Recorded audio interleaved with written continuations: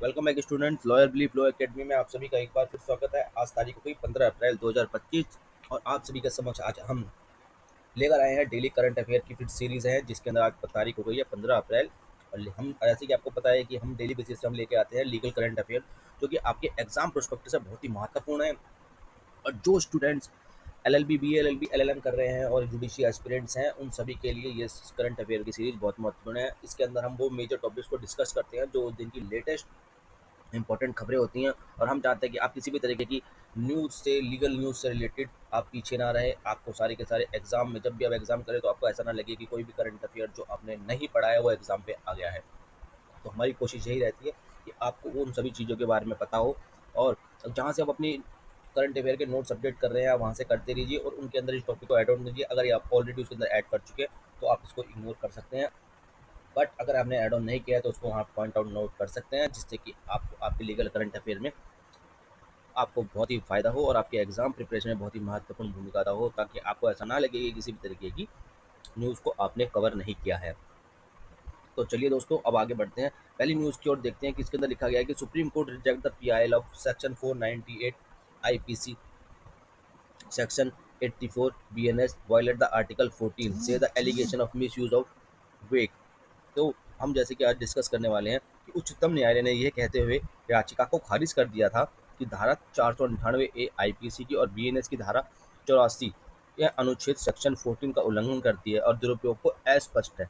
तो इस पर भी एक बार न्यूज़ में नज़र मार लेना कि इसके अंदर आपको कवर करना है, वो देखना है कि सेक्शन 498 आईपीसी क्या होता है और सेक्शन जो 84 जो बीएनएस के रूप में अब जाना जाता है उसके बारे में आपको एक बार देख लेना है, और सेक्शन 14 क्या कहता है और ये किस तरीके से वॉयलेट करता है। इस सभी चीज़ों को एक बार आपने नज़र माननी है। और आज का जो आपका होमवर्क रहेगा वो सेक्शन 498 ए आईपीसी, बीएनएस का 84 आर्टिकल 14 जो कि इस अनुच्छेद का उल्लंघन करता है, इसके बारे में आपको डिस्कस करना है।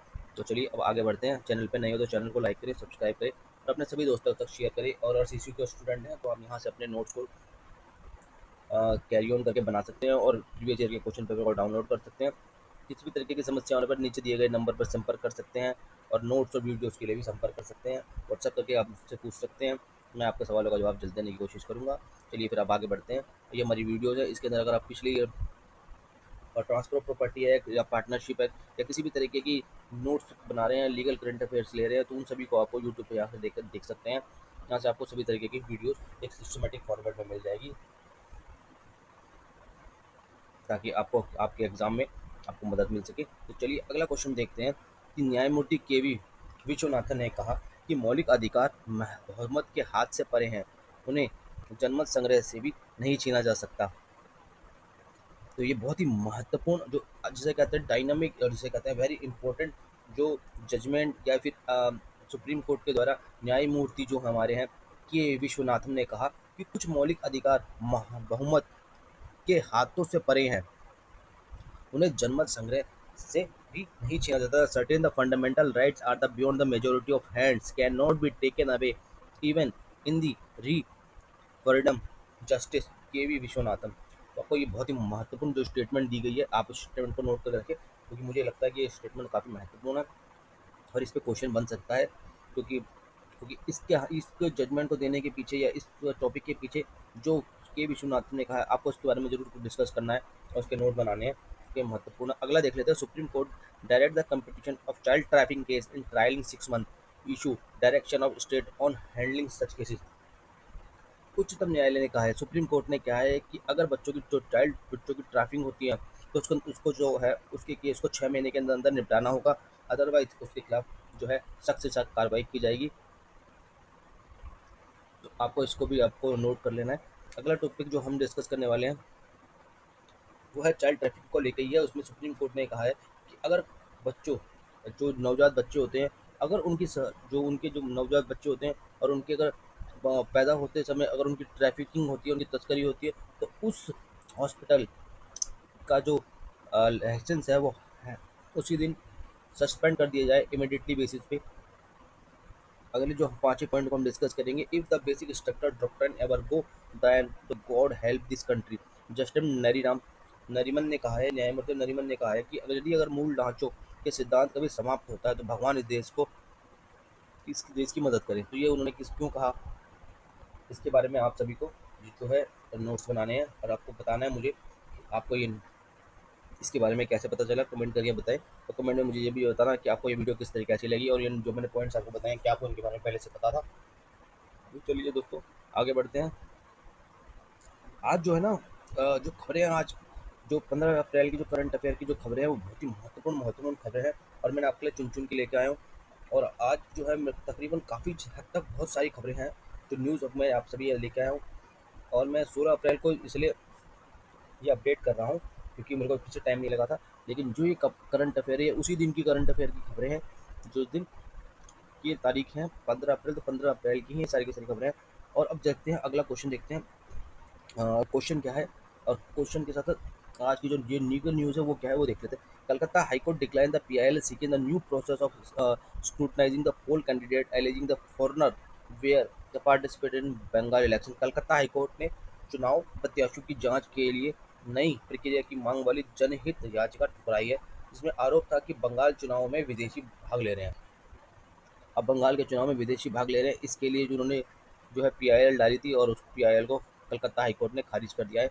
अगला देखते हैं कि करुणापूर्ण नियुक्ति मृतक के परिवार को अचानक धन लाभ देने के लिए नहीं बल्कि उनकी रोजी रोटी चलाने के लिए होती है, इलाहाबाद हाईकोर्ट ने कहा।